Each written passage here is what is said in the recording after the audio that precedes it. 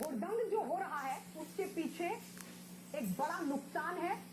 इस कदम के पीछे, इस कदम के जरिए और अब तक 1500 टावरों को क्योंकि नुकसान पहुंचाया जा चुका है और ऐसे में सवाल खड़ा होता है कि जब ये टावर क्षतिग्रस्त होंगे तो सेवाएं प्रभावित होंगी, आम लोगों की दिक्कत बढ़ेगी और ऐसे में नुकसान पहुंचेगा इस सेक्टर को भी।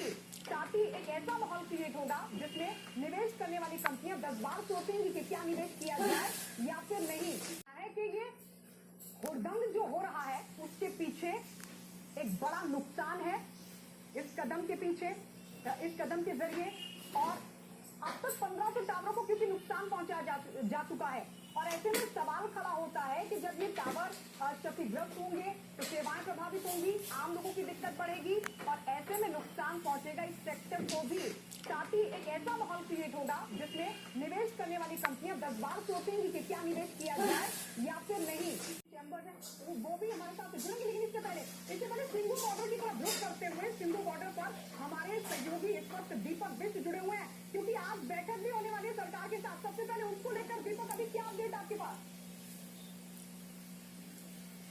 दीपक सिंगला अमृतसर से राजीव शर्मा इस वक्त हमारे साथ जुड़ चुके हैं। विश्वास पाठक टेलीकॉम एक्सपर्ट हमारे साथ जुड़े हैं। इसके अलावा आपको ये भी बता दें कि हमारे साथ संदीप अग्रवाल। टेलीकॉम टावर के द्वारा पूरा कम्युनिकेशन होता है, पूरा ट्रांसपोर्ट होता है, बिजनेस हाउसेस चलते हैं। आज हम बिना टेलीफोन, बिना टेलीकम्युनिकेशन बिल्कुल नहीं रह सकते हैं, बिना टीवी बिल्कुल नहीं रह सकते हैं। तो टावर के माध्यम से ये हर जगह का जो ट्रांसमिशन होता है उसके ऊपर अगर रोक लगा दी तो पूरा देश स्टैंड स्टिल हो सकता है, उससे सिक्योरिटी को खतरा भी हो सकता है।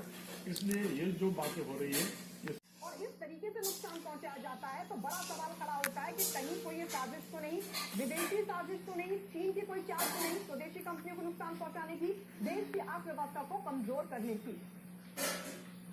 टेलीकॉम उद्योग से जुड़े लोग और अर्थव्यवस्था की समझ रखने वाले इसे विदेश जो टेलीकॉम व्यवस्था है उसको अस्त व्यस्त कर दिया जाए, उसको धराशायी कर दिया जाए। जिस हिसाब से टेलीकॉम इंस्टॉलेशन, टेलीकॉम टावर पे हमला किया जा रहा है तो ये ऐसे लगता है जैसे इसके पीछे कोई साजिश है। तो ये अर्थ अधिकार को खत्म करने के साथ साथ दुश्मन देश चीन की इस क्षेत्र में घुसपैठ को रोकने की कोशिश की। स्वदेशी टेलीकॉम कंपनियों की उपभोक्ता भी बढ़े को हाईजैक कर इसे अराजकता में तब्दील कर रही। उन स्वदेशी टेलीकॉम कंपनियों को नुकसान पहुंचाने की कोशिश हो रही है जिन्होंने पूरी तरह स्वदेशी टेलीकॉम कंपनियों को निशाना बना रहे हैं। जिस हिसाब से नेटवर्क पर भी तो आपको बता दें कि जीत कर इस बात की तस्दीक कर रहे हैं कि हुड़दंग में विदेशी ताकतों का क्या योगदान, विपक्ष खासतौर उनका इस सब में क्या योगदान। बढ़ते हैं, ऐसे में सरकार का, प्रशासन का इस पूरे मामले को लेकर उचित और ठोस कार्रवाई न करना कई सवाल पैदा करता है। लेकिन सबसे पहले मुझे बताइए, टेलीकॉम एसोसिएशन से भी तो सरकार से मांग की गई कि इस तरह के हमलों को रोका जाए, उस पर सरकार का रुख क्या? तरीके से वो अपने किसान है वो शांतिपूर्ण तरीके से इन मांगों को लेकर आगे बढ़ते रहेंगे। जो हिंसा कर रहे हैं वो पुकार लेंगे।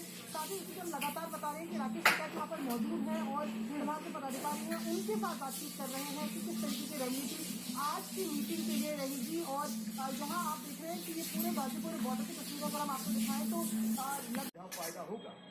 आज अगर देश के उद्योग जगत को नुकसान होगा तो कंपनियों को उसका फायदा होगा। चीन के खिलाफ भारत की आक्रामक रणनीति को आघात पहुंचेगा। उद्योग जगत में चीन को चुनौती देने की सरकार की योजनाओं को चोट पहुंचेगी। है कि ये हुड़दंग जो हो रहा है उसके पीछे एक बड़ा नुकसान है। इस कदम के पीछे, इस कदम के जरिए और अब तक 1500 टावरों को क्योंकि नुकसान पहुंचाया जा चुका है और ऐसे में सवाल खड़ा होता है कि जब ये टावर क्षतिग्रस्त होंगे तो सेवाएं प्रभावित होंगी, आम लोगों की दिक्कत बढ़ेगी और ऐसे में नुकसान पहुंचेगा इस सेक्टर को भी।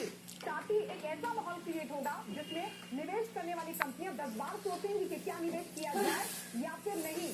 चैम्बर है वो भी हमारे साथ जुड़ेंगे, लेकिन इससे पहले सिंधु बॉर्डर की तरफ रुख करते हुए सिंधु बॉर्डर पर हमारे सहयोगी इस वक्त दीपक बिष्ट जुड़े हुए हैं क्योंकि आज बैठक भी होने वाली है सरकार के साथ। सबसे पहले उनको